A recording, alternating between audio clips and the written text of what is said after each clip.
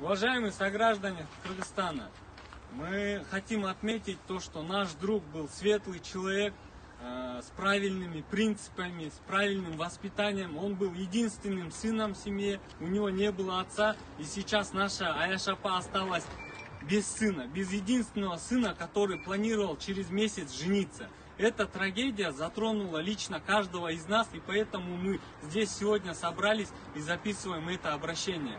Также хотим отметить то, что сейчас в соцсетях очень много комментариев негативного содержания, которые очерняют нашего друга. И очень много дезинформации идет.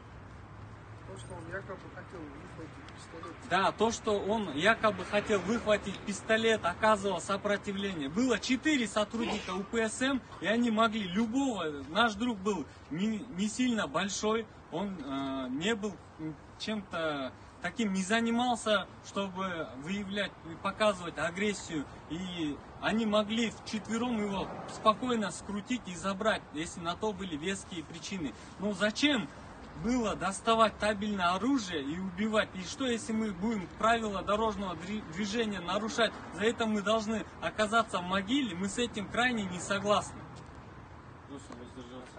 Красавчик.